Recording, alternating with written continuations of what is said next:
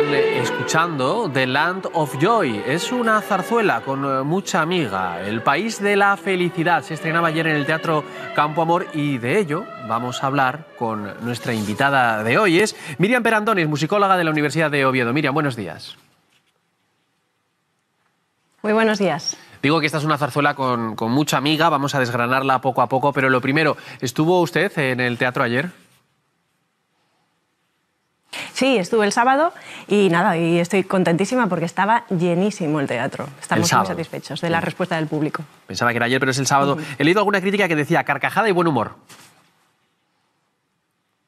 Desde luego, el público se lo pasó muy bien, se aplaudieron todos los números musicales, la implicación y el compromiso y el buenísimo hacer de todos los actores y cantantes fue máximo y el resultado fue el esperado, que es un éxito rotundo del público. Bueno, a ver, para los que todavía no lo saben, cuéntenos un poco de dónde sale esta The Land of Joy, porque ya para empezar es una zarzuela con título en inglés. ¿Será por algo? Sí, efectivamente. Esta zarzuela es una apuesta de un compositor español que se llamaba Quinito Valverde, que estaba pasando una temporada en La Habana, haciendo una gira mundial, que había empezado desde Buenos Aires, sube hasta Cuba y reside prácticamente en La Habana en los 2 últimos años, y de ahí deciden conquistar, junto con la compañía Velasco a la que pertenecía, decide conquistar Nueva York. Y eso significa que no solamente decide conquistar al público hispano, sino también al público norteamericano.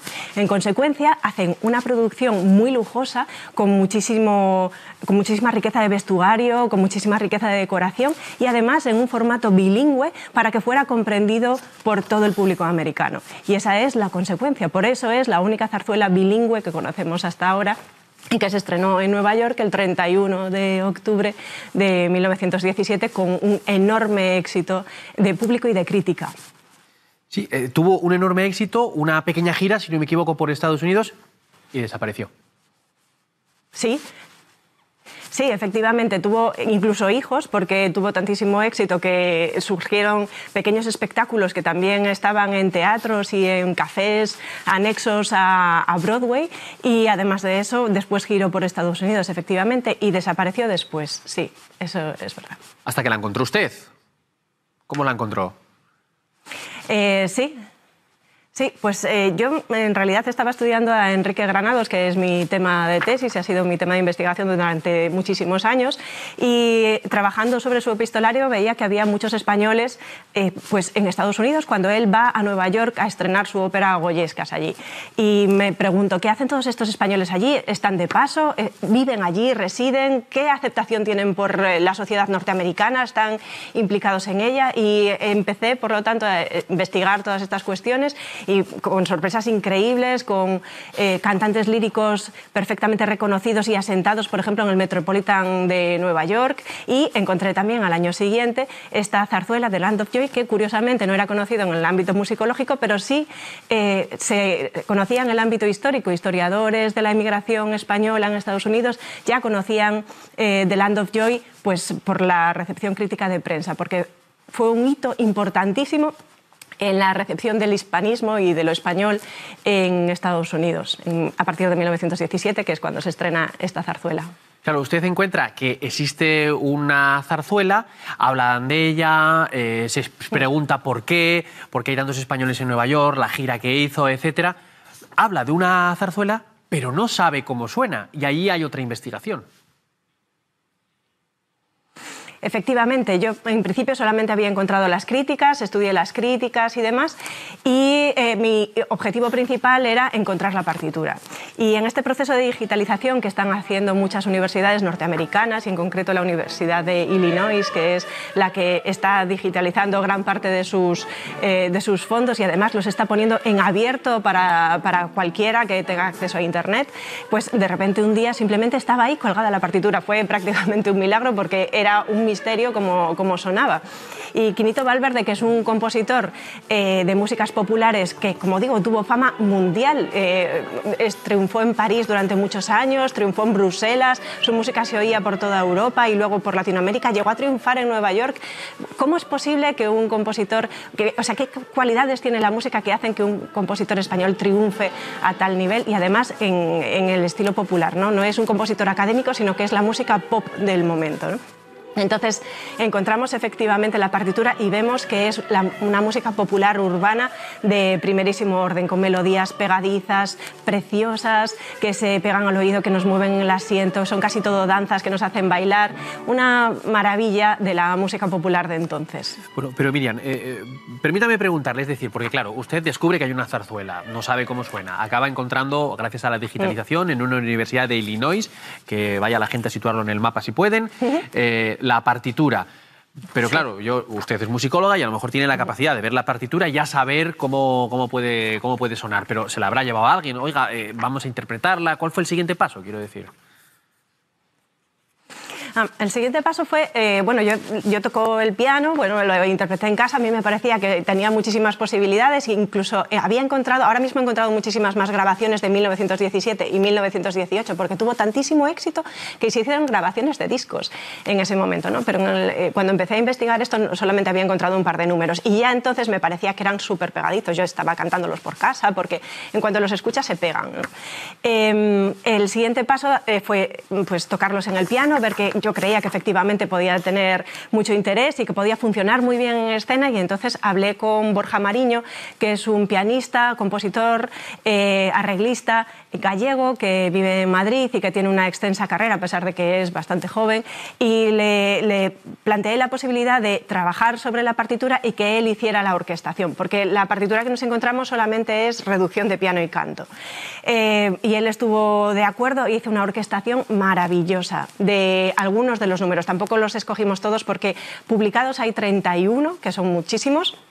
En principio, el proyecto, cuando nos lo aceptaron, que iba a ser un concierto nada más, pues nos dijeron que, bueno, que no podía durar mucho y además 31 eran claramente demasiados, lo redujimos a 18, aunque ahora mismo ya sé, después de seguir investigando, que tenía incluso más de 31 números. De hecho, cuando se estrenó y las primeras funciones se empezaba sobre las 8 de la noche y acababan más de madrugada totalmente, porque se repetían muchísimos números del enorme éxito que tenía y duraban muchísimas horas el espectáculo.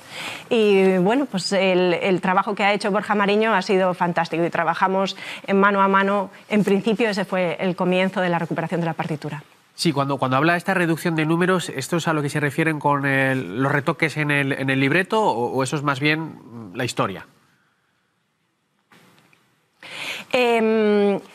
Primero redujimos los números y luego también encontré el libreto, en este caso estaba en la Library of Congress de Washington, y bueno, revisando el libreto y viendo lo que era, que en realidad era una excusa para presentar tópicos españoles que entonces estaban en boga en Nueva York y dar a conocer una España alegre, tal como dice el título de Land of Joy, pues pensamos que entre la reducción de números y que el libreto necesitaba una actualización para hacerlo digamos, accesible al público actual, pero siempre partiendo de esa idea original de presentación de arquetipos españoles al público, y que para nosotros también resulta muy curioso que a nosotros también se nos presentan arquetipos norteamericanos, ¿no? Porque están ambos en el libreto original, y eso Susana Gómez yo creo que ha recuperado muy bien esa esencia y ha trasladado la historia original que narraba la historia de un escritor que decide hacer un escritor de musical que decide hacer una obra sobre España y entonces para entender qué es España decide abrir una enciclopedia y la enciclopedia se convertía en una señorita que le decía, pues, leyéndome no vas a conocer realmente lo que es España, vámonos a España, y entonces viajaban a España. Lo que ha hecho Susana Gómez es colocar la historia en una agencia de publicidad que tiene que vender España a Estados Unidos. En realidad, el resultado es el mismo, la presentación de los estereotipos españoles, que en este caso nosotros los hemos reducido porque en el original, como ya digo, eran muchos más. Pues aparecía, por ejemplo, Valencia, que no hemos incluido, o la Alhambra de Granada, las estudiantinas españolas, por ejemplo, que era otra de las cosas que aparecían en la obra original, pues que hemos tenido que dejar fuera. Pero yo creo que el trabajo de Susana Gómez ha sido estupendo. Bueno, y el suyo, sin duda. ¿Cuánto tiempo le ha llevado esta investigación? Todavía sigo en ello, la verdad. Pues realmente empecé en el año 2016 en una estancia de investigación que estuve haciendo en Nueva York y aunque, bueno, con idas y venidas, entre otros proyectos, pues lo he retomado hace 1 año y medio y todavía sigo encontrando cosas. Es decir, no acabo todavía de encontrar todas las cosas que ocurrían alrededor del estreno de The Land of Joy y de la vida de Quinito Valverde, que está terriblemente vinculada a este estreno. Lo que pasa es que la imagino a usted el sábado en el Teatro Campo Amor allí sentada, entrando en el auténtico Land of Joy. Tuvo que emocionarse de alguna manera. Bueno, es sin lugar a duda uno de los momentos más emocionantes de mi carrera profesional. El resultado musical fue espectacular, la implicación, como dije desde el principio, y no solamente musical, sino dramático, fue espectacular. El público se lo pasó estupendamente y es que tengo que agradecer, y además aprovecho este medio para hacerlo públicamente, la implicación de todos los artistas, actores, el coro, la orquesta, porque realmente se hizo en tiempo récord. Empezamos a ensayar el lunes, el viernes por primera vez nos juntamos todos y el sábado fue el estreno. El resultado fue espectacular y eso no hubiera sido posible sin la implicación de todos los que participaron. Bueno, cuando se hacen las cosas con pasión suelen salir bien. ¿Cuál es el recorrido que puede tener esta zarzuela? No sé si después de las interpretaciones en Oviedo hay prevista alguna otra función en algún otro teatro o no. De momento no, pero yo creo que realmente es una zarzuela que tiene muchísimo recorrido porque es una zarzuela popular, es decir, es una revista, no es una zarzuela seria, no es una zarzuela... Hay muchísimos tipos de zarzuela, zarzuelas grandes. Esto es una zarzuela que además tiene una música, como digo, que se pega rápidamente. Es una zarzuela además cómica, es una zarzuela de entretenimiento, pues como era en su origen, una revista, ¿no? Y hemos visto, constatamos el sábado, que tiene una conexión tremenda con el público, que el público se ríe, lo pasa bien, baila en el asiento, acompaña con las palmas.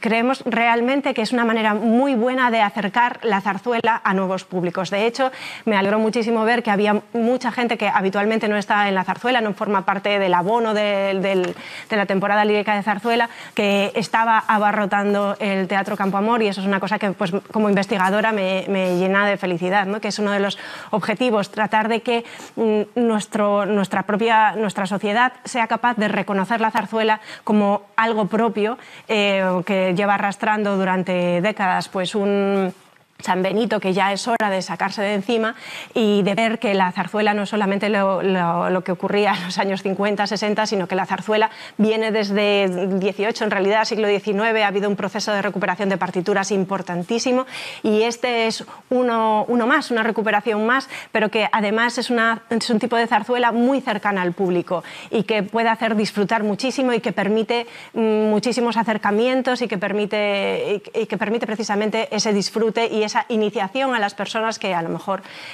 pues lo ven como algo ajeno a ellos. En este sentido, pues por ejemplo, el hecho de que Rodrigo Cuevas se implicara en el proyecto y decidiera participar ha hecho que seguramente una parte de la población que no hubiera venido a la zarzuela pues se haya implicado. Y Rodrigo es una persona que él mismo lo dice en sus entrevistas, pues que a él le gusta la zarzuela, es un género que además interpreta, como va a hacer en su próximo espectáculo Barbián, y que además está muy relacionado con lo popular, era la música popular del momento, ¿no?